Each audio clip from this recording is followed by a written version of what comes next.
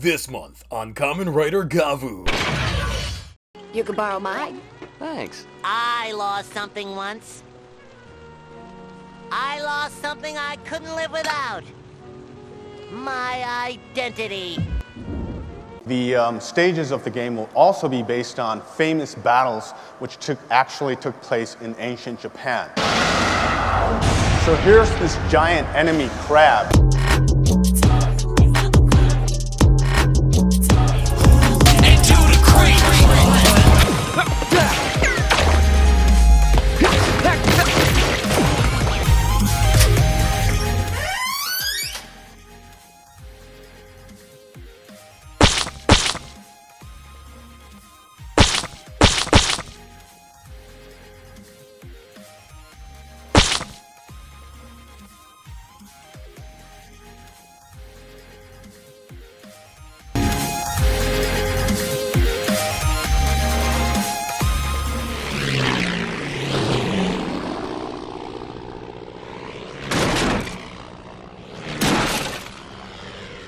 Whoa, gonna need some help here.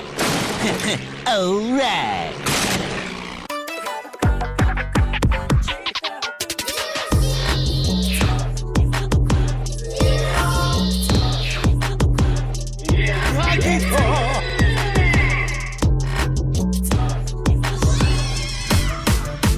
Has Gavu taken a step back from the bombast seen the very first month of its outing and settled for the normalcy that's been prevalent since Heisei 2? Well, the last set of episodes are starting to feel all too familiar in terms of that pattern, with 7 and 8 being two-parters and 9 segues into 10, and it seems like this is so on and so forth. My hope is that these are just one-offs to pad off some behind-the-scenes cooking, as the bi-weekly storytelling can work for some part, but not for the most part.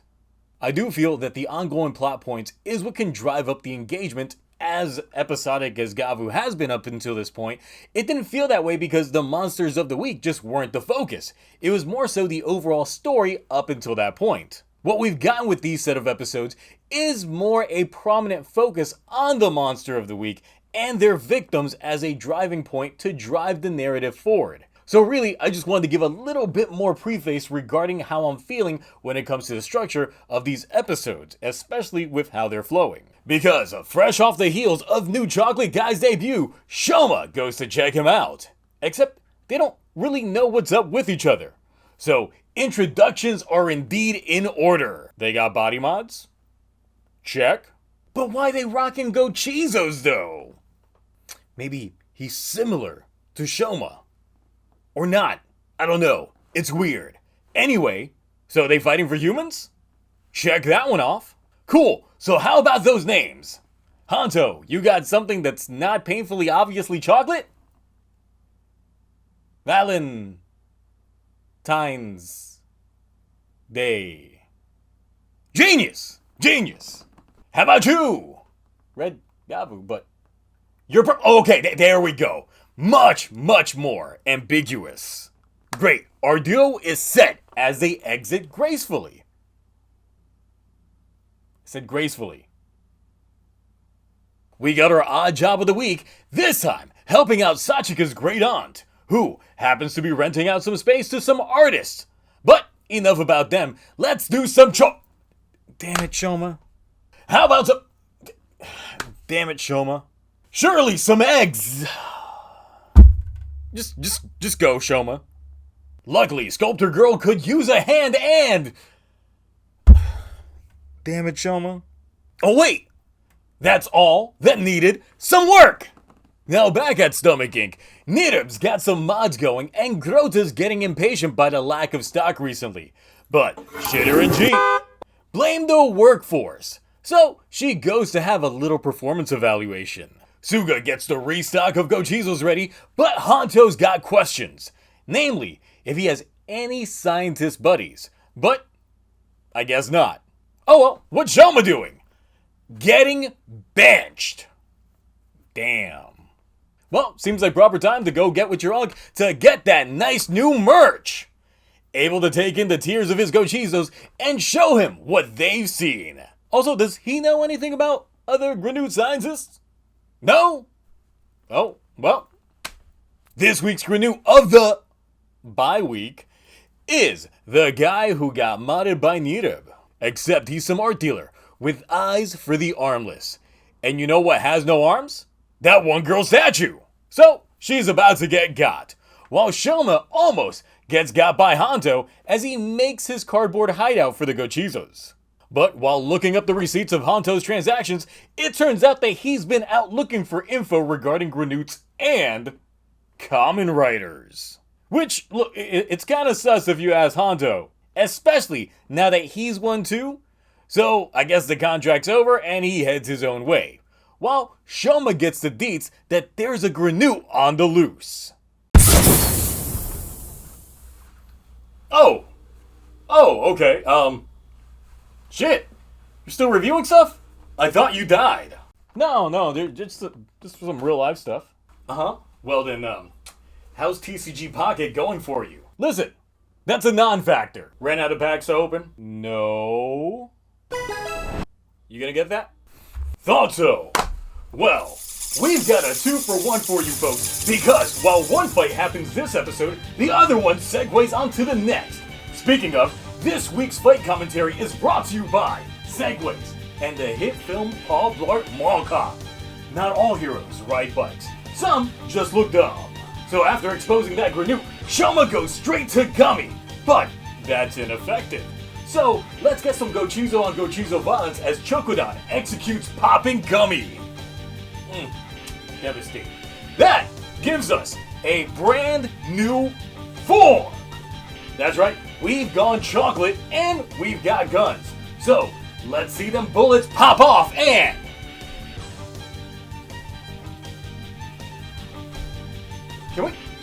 Can we show this? Like, oh my god, and they're eating it. How'd you kids? Look, it's not, this is too much. The scat is too much. You know what? I think this is appropriate enough for a song. Hold on now. That was part of the opening bit. Was it? I didn't see it there. Copyrights hit when we were in the check section. Damn, and I thought Nintendo was petty. Just imagine this scene with Scatman playing in the background. No. You know the best way to bypass it is karaoke. So why don't you do the honors? Come on now. Okay. Well then, I'm the Scat. How was that? Too good. You may proceed. I got more Pokemons to fight. Well then, as the scat keeps on coming, a reverse flush is all we need to get that Category 5 Crap Tornado to finish things off. That just leaves this match at 1 Gochizo dead by Gochizo, and 1 Chokodan dead because for some reason Shoma had to go back to base to free Sculptor Girl, and thus another dead Gummy! Whereas the Granoot in this fight, well, you see, let's go check in on Sachika! Oh! Damn! Awkward. You know what? Hanto's got some stuff going on, so let's go check in on that and... Jesus, that is some big sis energy right there. Excuse me? Oh. Listen, new guy, if there's a thirst to be quenched, then I'm your guy. Meanwhile, no. You're gonna have to try harder than that. What? How? Well, you see, meanwhile... Complete. Information. Hey, come on! Meanwhile... Girl Town!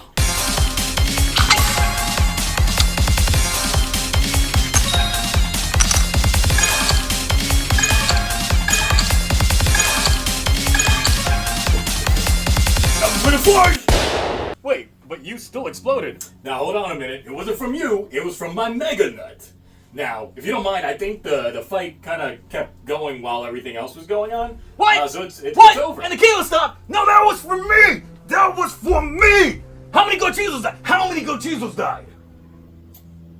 Ain't nobody got time for that because Hanto got his ass beat. Shoma returned Sculptor Girl, and everyone's wondering why Sachika looks like someone finally flushed the toilet bowl after leaving the Yellow Mellow for months. But you know, she's fine about it. She's just had an accident. No need to look too deep into things. Oh, see, now we gotta look deep into things. After getting his ass beat, Hanto goes back to Suga to increase their knowledge base regarding the Granoots. Specifically, why they can just look human. Because then it just becomes a little bit more difficult to tell them apart. Except, of course, for the fact that they've got stomach mouths. Which is why Hanto's gotta get Suga shirtless. Oh, there's nothing. Wait.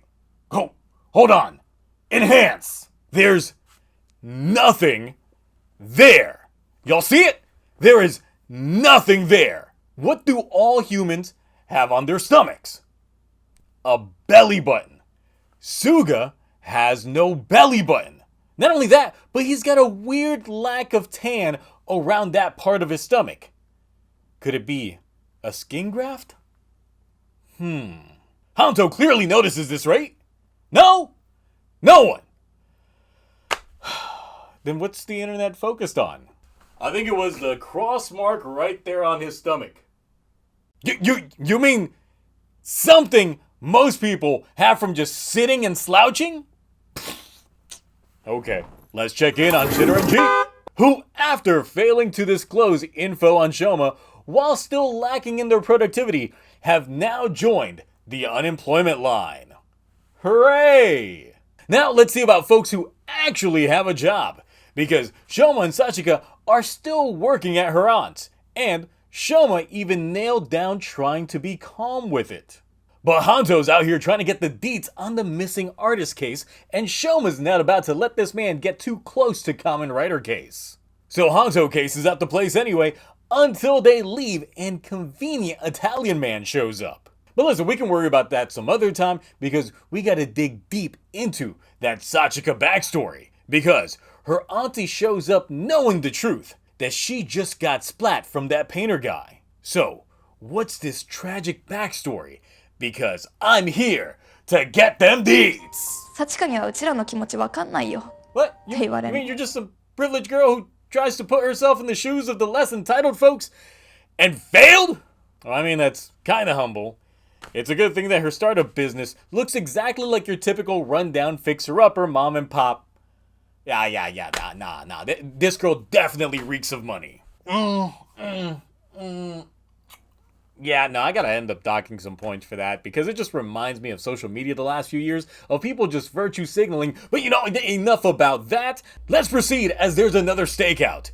This time, because they run into Hanto, as he sorta gives them the deets on the Italian guy, and they formulate a plan. Expose that stomach. And they do! So it's time for a tactical retreat, and yet another Henshin. That's right, as the Granoot reveals himself, it turns out to be the same one that Shoma thought he got, but didn't got. And he manages to get away far enough for Hanto to hit the runs all over himself, and onto some bag shots. Which, you know what, friendly reminder, this episode's commentary is brought to you by Depends and Condoms. Ah yes, because in the current political climate here in the US, what better way to answer if the condom worked than outside of saying, depends. Gavu joins the fray, arriving in gummy, but it goes muddy. Splashing down the backdoor streaks, but not enough to beat those cheeks. Oh, but Sachika is here, and she's mad as hell, splashing yellow on the Granoot to leave him not so mellow. Once again, this commentary is brought to you by Depends. Coming out that back door and squirting out that front, you better depend on Depends. Flaming chocolate balls, anyone? Well, put them in that mouth not just once, but twice. Man, that Gochizo kill count must be non-existent, because they're fine. I mean, if you call that fine. But that Granoot is also fine and clean, until Shoma finds out that there's duplications afoot here and outs that Granoot. So it's time to bust out that white chocolate and give Valen that cummy gun. Did I forget to mention that this commentary is also brought to you by Condoms? Condoms! Everyone talks about the benefit, but no one talks about the cleanup afterwards. But hey, after this year, it's all you've got left to rely on. So, let's just rely on this fight! We've got the brown and the white splatter on yellow matter. And Isn't this not November? Well, you see, this episode came out in October. Man, you know what? Fuck you. You ruined my setup. Sucks. You didn't even get to these. These balls busting on that granute. Brought to you by condoms. Afterwards, Sachika gets a simp and the telepathic powers to know exactly what Shoma and Hanto be thinking. Both of these episodes, like the next two, are a package deal, and they are both Agito Tei.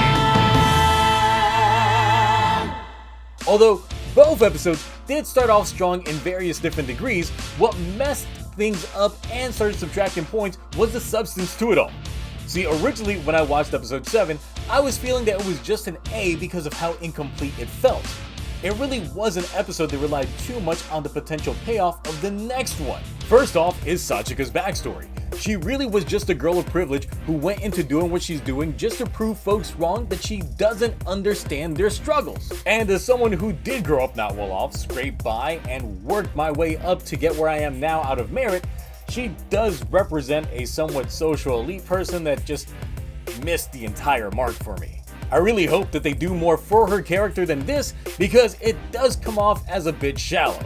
I do hope that they give Sachika a proper dose of reality and force her to really see the true struggle in folks, in order for her to just overcome it and properly have a character path growth.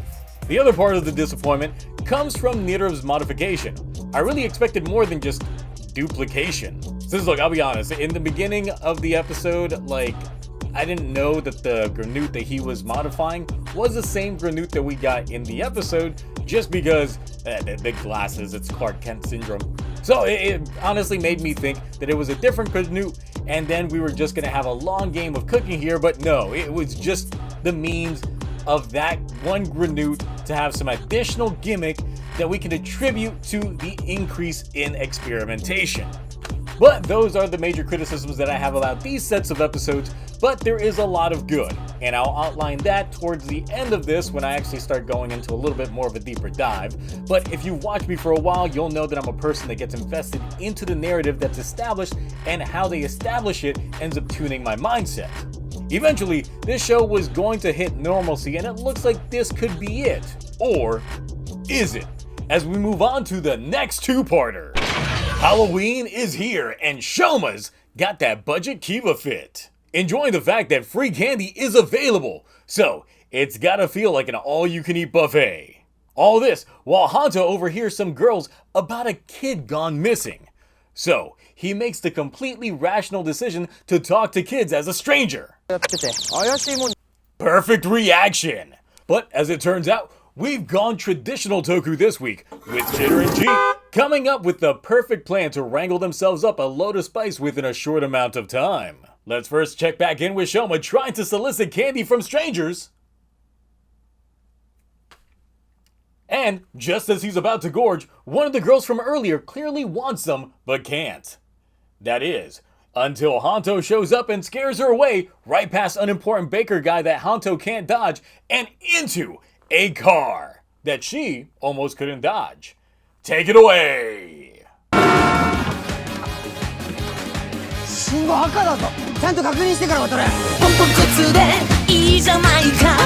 I swear this is the same exact street from episode 1. You know, when this street shows up, you know that there's going to be reckless child endangerment. They need to close that street! It's here that we find out that the girl's just trying to be an idol, and the girl that went missing was in her dance class. So Hanto stalks that class in a not creepy kind of way, and deduces that the instructor might be hiding something within that stomach covering. Now before I start having Change-Yurion flashbacks, what's Shoma doing? Oh, Halloween is over, but it's daytime. But of course, why not partake in the tongue-horrific, hard-hitting treat that mud guts out? Who's that Gochizo? Oh wow, is that 3 in 1? I'm gonna guess 3 Tootsie Pop Owls. It's what? The one time? Really? The one time where it actually is what it's supposed to be? You know what? I got nothing. But that agent's got his candy. Just like Hanto chased down that creeper and exposes his patches? But little did he know that them patches were holding down a big mud pie from exploding out that backside. But what's this? A kid coming out the tunnel to partake in baked goods? And a tongue! Oh, back to me. Alright, well, it looks like it's my time to shine yet again, because we got a 2-for-1. As Hanto deals with the crabs, but gets got easily, ending that fight with, I guess, a waste of a Chocodan? But you know, while we're wasting Gochuzos like that, let's see how Shoma is doing with that agent. And, alright, looks like he's gonna go Muddin too. Great. With Shitter and Jeep here, and they've got the traps on hand. So, you know what? With those cheeks, let's go ahead and go Stuff Puff with the Marsh and... Ooh, damn, already melted off. Ooh, alright, let's go back to base where... damn, he's already getting the gummies, just... Alright, but wait, hold on. Didn't he eat a hard candy? That's right, we got brand new hard candy form. And it comes in big chungus. And it also doesn't melt like the others. And unlike the others, he's got a transforming Gatling bike, which gets rid of those traps. But you think the agents are gonna rest on that? How about the ground? And you know what? Let's sprinkle in a little bit of overkill up in that. Fantastic, fantastic. That leaves one agent dead, a Granute for another day, and 5 Gochizos dead. Truly, a tragic day. Well, it is a sad day indeed. Because even though Hanto's got a lead on that baked goods Granute, the shop he bumped into earlier is just gone. Just as the Granute that got away snatches up that one girl. So now while working odd jobs, Shoma hears the story of a mysterious moving large object, which almost lines up with the bakery that just up and vanished. Oh well. Shoma discovers this week that where there's a hole, there's a goal, and gets completely enamored with the deliciousness that is donuts. Who's that Gochizo? Whatever the donut one is. It's... Oh, we're just back to this now, huh? Oh, and the Gochizos almost get caught when Hanto shows up wanting some deets yet again. Trying to track down that baker, but Shoma's using his Gochizos to get ahead. But also, Shoma and Hanto have the same goal even though they don't know it yet. So clearly, they'll have to team up and get in each other's way. All the way to an empty lot where the cake shop also was. And there's drag marks that show that it was clearly going somewhere. So, what's our Granute of the week up to? Harvesting children at a school far and away from everything else. Just in time for Shoma and Hanto to catch him. But not henshin because, yeah, secrets. So, how are we gonna deal with all of this? Oh, there we go, Shoma. And by that I mean, you're absolutely terrible at this, so just let Hanto distract this man. Great? Great. Great! Because this week's fight is brought to you by ITT Technical Institute. Tech school? What? Why? Because that school was a scam. It frauded folks of money and got shut down. So it no longer has a plot of land. So now you get it. Anyway, stirring the pot even more than he has, the Granute of the Week reveals of the spice that is in his stash. And that happens to be the girl from the previous episode, which Hanto just ain't feeling. So, he goes a big old number 2 in the classroom and taking it outside. Just in time for Gavu to show up, giving us that double whammy with sword biking action into hard-hitting candy attraction. Ignore the walking and the slow moments. Since look, we got Velen here just for all that. But this Granute got tricks and pulls out the giant enemy crab. But not to be outdone, Gavu cranks it up to the max and squirting out that bike gun for Valen to use. While he's got some double shoulder cannons blasting out some spice while Valen hits the mudslide slides. They spam shot the shell, giving us that thumbnail shot! And finishing things off with more missile spams. That's one Granute dead, and after they dehension later, that will leave us with Valen's Gochizos dead, 2 gummies, and 3 hard candies for another 6 Gochizos. Wow, they going big money CG. Well then, after saving them kids, they both realize that they left the other guy at the school. So, they're probably dead. But, no matter, Valen needs some Gochizos and he doesn't want them to Sugaway. He wants them handouts from the source. And Shoma's just enough of a nice guy to just give up his little dudes. Afterwards, we find out that Suga's got a package. Not that kind of package. And look, it comes with the footage of the latest fight as he continues calculating. This two-parter hit better the first time that I watched them than in the rewatches, as it really is just like the previous pair. It's just gone back to your expected formula. And I get that you can't cook all the time and gotta leave things on simmer, which feels like what we've got here. Sure, there was the scene with Grota and Nidab that implies that he's taking the joys and seeing how far he can push their workforce, and the tease of Suga knowing a lot more than he lets on at the end, but the episodes themselves are just continuing to build on the dynamic of Valen and Gavu before bringing things to their proper bigger moment. As it really just seemed that right after Valen's debut, the show became a little bit more about getting to know him and his journey in terms of becoming a writer, just to showcase off more of that human element.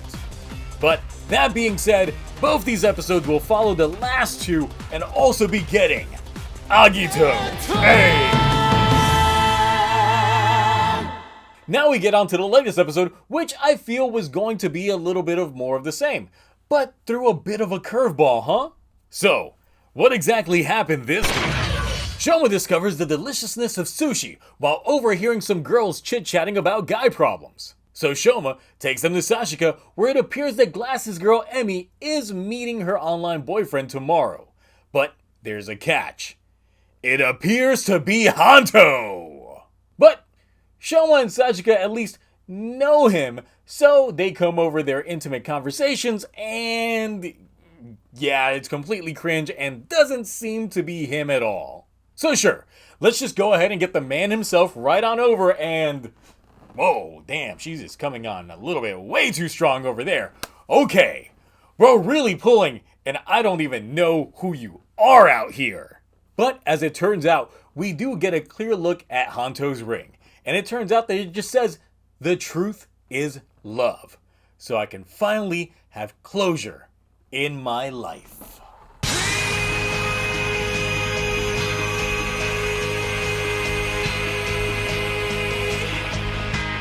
Oh yeah, the episode. Catfish is indeed confirmed. And tomorrow's meetup? Still gonna happen, except Hanto's gonna confront himself. Meanwhile, Shitter and G are out. That's right. Rango has had enough of their lack of supply, especially after promising a big game last week. So, they're better off just getting married off so his high society scheme can find another entrance. So now, it's time for Rango's time to moonwalk his way onto the spotlight. And with that, let's shift that spotlight back to Hanto as he goes off to the meeting place past some kid, while it turns out that Emmy said fuck it and still wanted to meet up with the catfish. But when the others come to check in on her, especially at that meeting place, that random kid just rushes off and Hanto ain't seen her either. So clearly, that kid knows something. While splitting up to search, Sachika notices what everyone else is noticing. Some guy with a weird haircut dripped up in all black.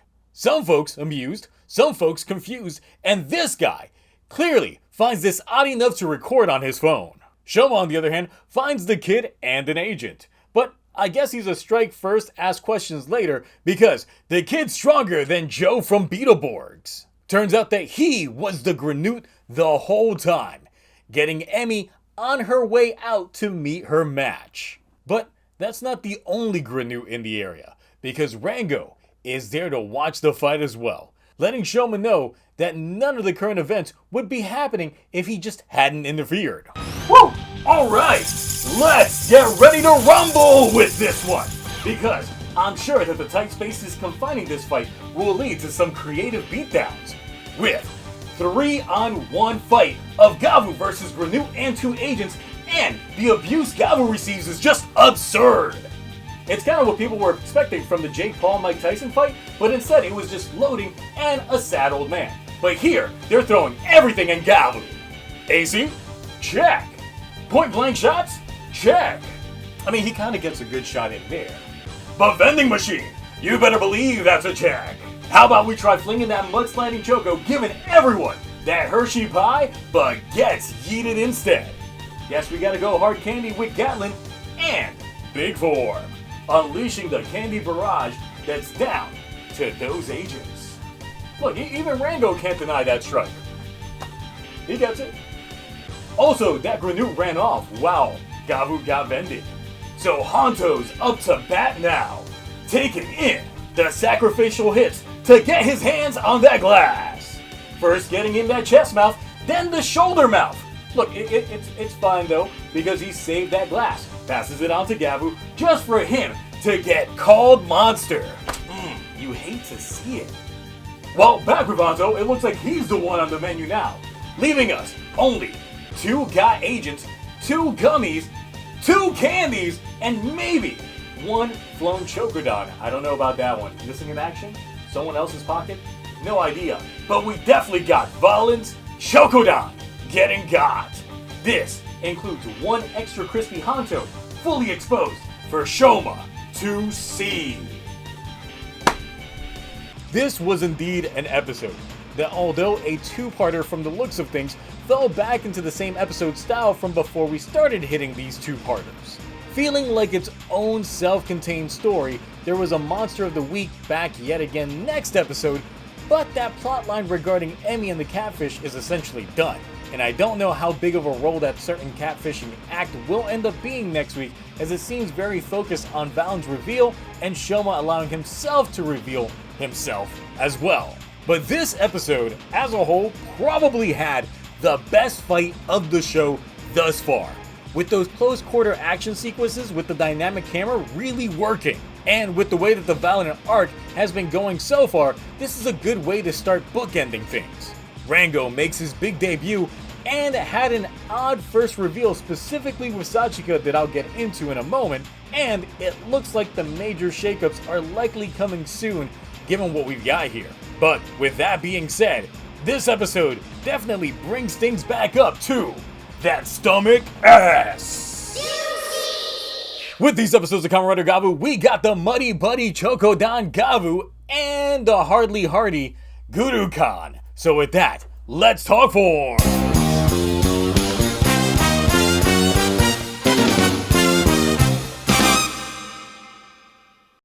You know, I actually do like this whole Wild West Billy the Kid vibe we got going on here, especially with that poncho. But seeing it in motion, I actually liked it more than the initial still shots. But with that being said, Valen is fully designed around chocolate. So in terms of who wore it better, I gotta give it to Valen over Gavu here. Gurukan, Gurukan, Gurukan. How I wanted to love this suit, but it's just so awkward in motion.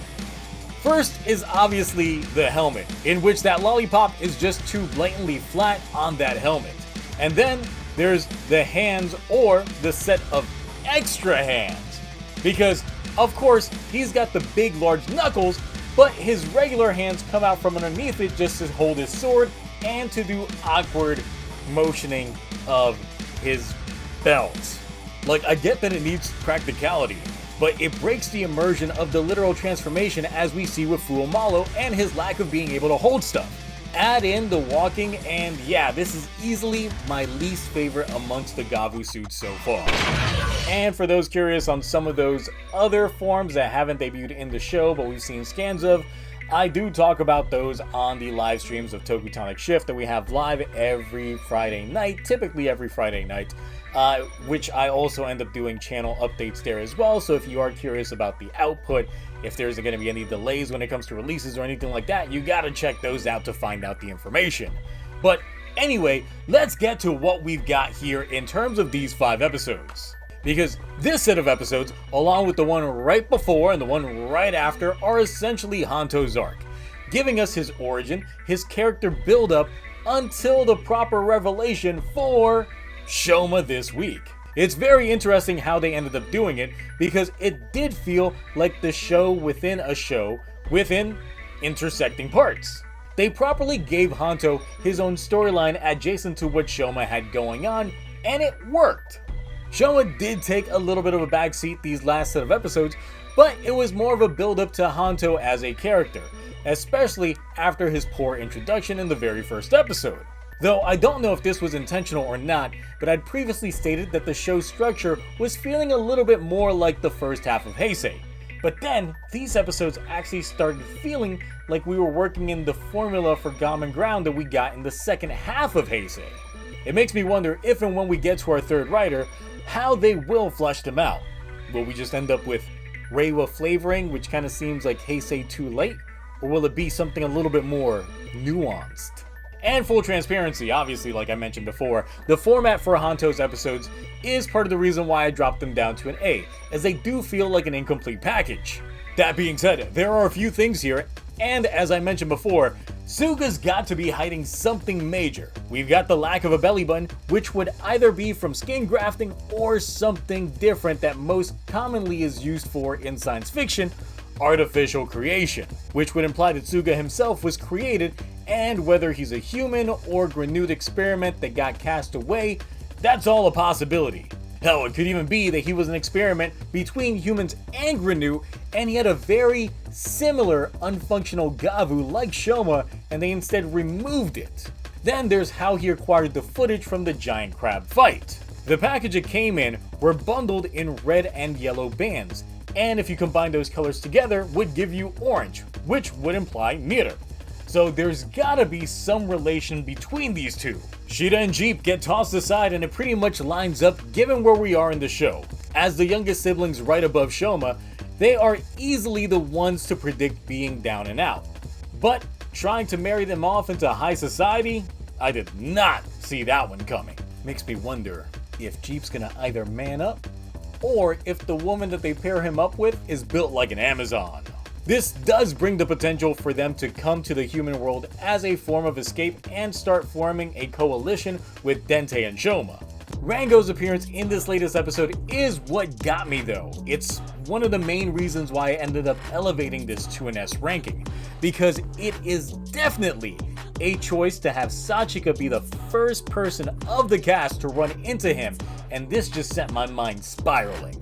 As Sachika is someone who does try to help people, and it makes me wonder if she will end up forming some sort of relationship with Rango. Not in like a couple style relationship, but like an I want to help them kind of way. From what we know of Sachika's character thus far is that she puts herself in other shoes to try to help them, but the other thing is that technically she's a high society human. Her entire not so great backstory was that she was a privileged girl, and you can tell that from her great aunt, that they come from money. It seems like something that might be up Rango's alley. This could potentially work out in various different ways, but the two possibilities that I see are either Sachika makes Rango conflict between seeing the good in humans, or that he tries to take advantage of her kindness by having her on his side as a conflict for Shoma and Hanto in the future. Really, Rango's entire look after Shoma beat his agents felt like it was a setup to show us that he's much more of a realist than he gives off. That little 2-second scene made me a lot more interested in him as a character. And given that he's already playing up a role this early on, it makes me think that he might not be a key player going into the second half of the show. It could be Grota, Nirub, and Suga that propel that second half. But yeah, given what we've gotten of the overall narrative these 5 episodes, it's been minuscule in comparison to how front-loaded the previous 6 were. And I guess it's not just to blow their load early on, and maybe to give parents a little bit of a break that aren't actively feeling the show some time to just cool their jets, I guess, and stop the complaining for a little bit. That being said, as we enter the holidays, my work weeks are getting to be a little bit shorter, so we'll see, and here's hoping. But yes, those are my thoughts. What are yours? How are you feeling about the violent arc of Gavu? the two-parters that the show has gotten into, who Suga might actually be, what role Shida and Jeep will play into the future, and will Sachika's key entry into things be Rango? Anyway, that's it for me. Upwards and onwards until the next one, and we'll see you then. Bye.